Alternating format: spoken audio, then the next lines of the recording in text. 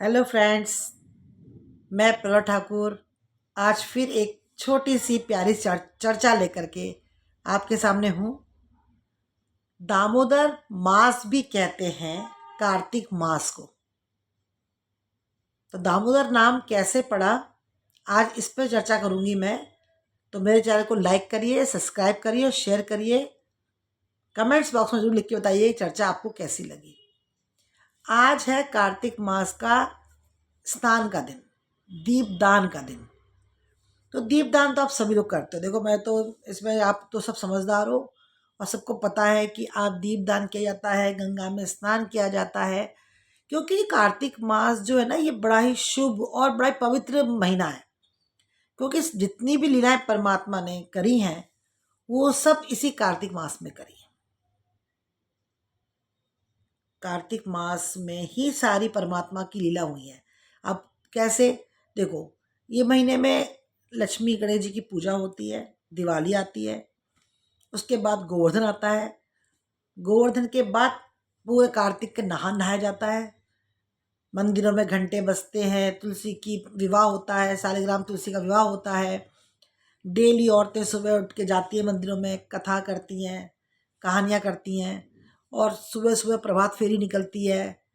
राधे राधे राधे बोलते, श्री कृष्णा बोलते बोलते, श्री राम, है ना। तो ये सारे जितने पवित्र और मन को भाने वाले जितने अच्छे होते हैं, वो सब कुछ जो पूजा संबंधित प्रोग्राम है सारे के सारे जो होते हैं ना, वो इस कार्तिक मास में होते हैं। अब आती है बात कि दामोदर का नाम, इस महीने को दामोदर क्यों कहते हैं। कार्तिक मास को दामोदर का महत्व भी बोला जाता है। तो ये दामोदर नाम कैसे पड़ा था, सब आप जानते हो, आप सब, कि जब किशन जी छोटे थे तो सो रहे थे। तो पहले तो जमाने में गांव में काजल ऐसे मोटा मोटा लगा दिया करते थे ना। तो किशन जी उठे, आंखें रगड़ी, तो देखा कि माँ जो है वो यशोदा मैया दूध पिलो रही है। और सबको पता है कि नंद बाबा के पास 1 लाख गाय थी, 1 लाख गाय। और पुराने जमाने में ग्वाले तो थे ही, उनका पूरा गांव। जो दूधिया हुआ करते थे ना, वो ज़्यादातर तो अपने घर में मक्खन, दूध, घी सब घर में बनाया करते थे। और कृष्ण जी ऐसे परिवार में जाके पैदा होते हैं कि जहाँ पे कि इस चीज़ की कमी नहीं है। जो उतर के पलंग से वो आते हैं तो माँ यशोदा की गोद में बैठ जाते हैं। उनका पूरा मुंह काला काला हो रहा है, किससे, उन्हें काजल से आग कर लिया ऐसे करके। तो वो लेटे लेटे बोलते हैं माँ के पास आके, मुझे भूख लग रही है। तो माँ उनको अपने आंचल से दूध पिलाने लगती है। दूध पिलाते जाते हैं, देखते हैं कि माँ जो है बार बार ज़्यादा ध्यान माँ का मक्खन निकालने में ज़्यादा जा रहा है। तो वो कहते हैं, माँ से पूछते हैं कि एक बात बता मैया, तुझे मैं पसंद हूँ या दूध। तो माँ बोली, अरे दोनों पसंद है। वो, नहीं नहीं, एक एक चीज़ बता। तो कहने लगे, तू पसंद है, मेरा लाला है ना, तो इसलिए तू मुझे ज़्यादा पसंद है। फिर उसके बाद भी वो दूध को चलाने लगती है। उधर दूसरी तरफ, पहले गांव में होता था ना कि अंगीठी या चूल्हा दूसरा होता था जिसमें दूध उबलता रहता था। तो वो जब मक्खन निकाल रही है मट्ठे में से छाछ चला करके, तो वो दूध जो उफान पे आ जाता है। तो ये क्या करती हैं, उसे भी छोड़ती हैं धागे रस्सी को, और कान्हा को धीरे से उतार देती हैं, मतलब उतार देती हैं गोद से, और भग के जाती हैं दूध के पास कि दूध ना निकल जाए। अब इतना देख करके तो कन्हैया जी गुस्सा हो जाते हैं, लेते एक सोटा डंडा, और सबसे पहले तो छाछ वाला जो जो निकाल रही थी मैया, उसमें डंडा मारते हैं। फिर जो टंग रहे थे छाछ, भैया गांव में मट्ठे की वो मटकियाँ, मक्खन की मटकियाँ टंगी रहती हैं, दे दनादन सब में मारना शुरू कर देते हैं। सारे घर में दूध और घी फैल जाता है। और उनको पता था कि अब माँ मुझे लगाएगी डांट। तो ये भार भर डंडी फेंक करके, भार उसी डंडे को माँ उठाती है और भगती है मैया यशोदा उसको मारने के लिए, किनको, किशन जी को। अब कितना, देखो कितना सरल लग रहा है मुझे बताने में, बोलने में, लेकिन अगर सोचो तो देखो, जो परमात्मा है, जिनके हाथ में, मतलब जिनको हम पकड़ने की कोशिश करते हैं वो हमारे हाथ नहीं लगते, और जिनके हाथों में हम सबकी डोर है, अब वो माँ उनके पीछे भग रही है। तो मतलब बाल लीला जितनी भी हुई है ना, कार्तिक मास में हुई है।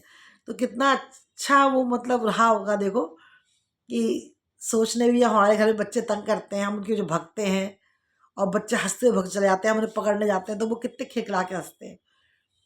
वो तो सच में परमात्मा थे। तो जब उनके पीछे मैया यशोदा भग रही हैं, तो वो तो भैया, वो तो देखने लायक ही होगा। वो जो बता नहीं सकते, चित्र चल रहा होगा उस वक़्त।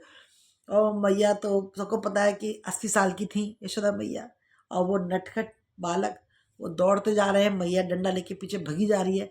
सब गाँव वाले देख रहे हैं उनको कि भैया बहुत तंग कर रखा है। आँगन से भी निकलते-निकलते वो भग गए बाहर की ओर।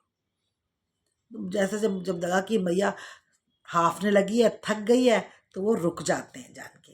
और कितना देखो कितना, क्योंकि माँ जो है ना, ममता का सागर है, जिसमें कि यशोदा मैया, जो कि वाकई में जैसे कहते हैं ना, जैसे कि तभी तो जन्म लिया है क्योंकि वो वाकई में इतनी साफ दिल की होंगी, या कुछ परमात्मा देखा होगा। देखो कितना, हर किसी के भगवान तो जन्म या प्रकट होते नहीं है। देखो उनके तो भाग्य इतने अच्छे हैं कि उनके यहाँ मैया के यहाँ जन्म लिया, यशोदा माँ के यहाँ। तो यशोदा माँ तो पहले पूजनीय है कि भैया जिस माँ के यहाँ उन बालक अपनी अटखेलियाँ दिखा रहा है, जिनके आंचल का दूध पी रहा है, सब कुछ, तो वो तो माँ तो धन्य है। उनका तो, उनको तो कोटि कोटि प्रणाम है, परमात्मा उनके पास है। तो जब वो पकड़ लेती है उन्हें, तो वो कहती है, आ तुझे आज बताऊंगा अच्छे से। उन्हें रस्सी लेती है कि छोटा सा बालक है, छोटी रस्सी पकड़ दी है कि तेरे हाथ बांध दूंगा आज। हाथ तो मतलब देखो बांध दूंगा तो बहुत तंग करता है तू। और वो ऐसे बैठ जाते हैं, जान के देखते हैं हम करती क्या करती हैं। वो तो रस्सी एक बार लेती हैं, 2 बार लेती हैं, 3 बार लेती हैं, घर की जितनी रस्सियाँ थी वो निकल आती हैं, आस पास की रस्सी मंगानी शुरू करती हैं। और लोग आके इस पे खड़े हो जाते हैं कि आज क्या ड्रामा सा हो रहा है। वो इतना सा बालक है पर वो रस्सी में आ नहीं पा रहा। जितनी बार रस्सी बांधे 2 उंगल छोटी रह जाए। भैया सब रस्सियां आ गई, घर कोई मेरे यहाँ रस्सी बड़ी है, मेरे यहाँ रस्सी बड़ी करके लोगों ने लाके पटक भी दी। क्योंकि शैतानी करते तो सभी कहता इसकी पिटाई होनी चाहिए अच्छे से, आज बांधो इसे, माता बांधो। क्योंकि सबके आखन मिश्री चुराता था, सबके यहाँ चोरी करते जाते थे, और खुद भी खाते थे, बंदरों को खिलाया करते थे। तो सबको ये था कि इससे शैतान को आज सजा मिलनी चाहिए। लेकिन वो तो परम पिता परमात्मा है ना। रस्सी 2 उंगल छोटी ही रह जाती, हर बार छोटी रह जाती।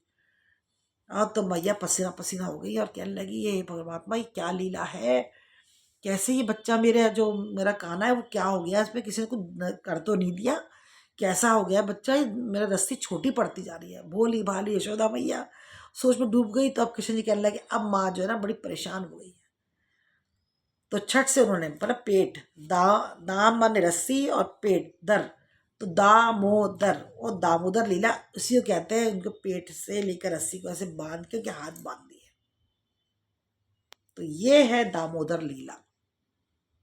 जितनी भी इसे, इसीलिए इस कार्तिक मास को दामोदर मास भी कहते हैं, कार्तिक मास भी कहते हैं। इसीलिए क्योंकि बहुत प्रिय है। यहाँ पे बाल लीलाएं जितनी हुई हैं वो कार्तिक मास जो महीना था उसी में इन्होंने अपनी छोटी उंगली में गोवर्धन पर्वत उठाया। इसी इसी कार्तिक मास में उन्होंने रासलीला करी। इसी कार्तिक मास में इन्होंने अपने ये जो भेजे थे राक्षस, उन सबको इसी कार्तिक मास में निपटाया था। कंस के द्वारा भेजे जितने भी लोग थे सबको इसी कार्तिक मास में। और जितनी अपनी माँ यशोदा को लीलाएं दिखाई थी, चाहे वो ओखली से बांधने की हो, चाहे वो पेड़ के पास अटकने की हो, चाहे वो उठा करके फेंक देते ना अपनी बैलगाड़ी को जब वो सक्टासुर आता है तब, वो वाली लीला हो, जितनी भी लीलाएं थी वो कार्तिक मास में दिखाई गई।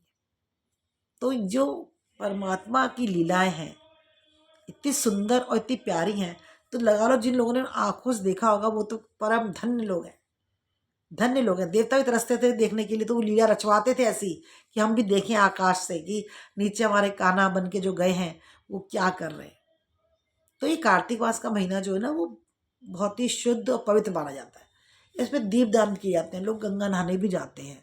दीपदान में लोग मंदिर में दिया दान करके आते हैं। 365 दिन जो कुछ नहीं कर पाते हैं, या कोई मंदिर या स्नान ध्यान करने नहीं जा पाते, गंगा में नहीं जा पाते, या कार्तिक मास के महीने पूरा दिया नहीं लगा पाते, तो फिर 362 की एक बत्ती आती है, पैकेट में आती है, या बहुत से लोग कलावे से गिन गिन करके 108 की बत्ती बना लेते हैं और फिर वो जलाते हैं। तो अच्छा माना जाता है। एक तुलसी के पास, एक शिव जी के पास, एक लक्ष्मी नारायण के पास, एक दरवाजे पे, और एक गंगा किनारे या किसी नदी किनारे पे रखने का नियम है।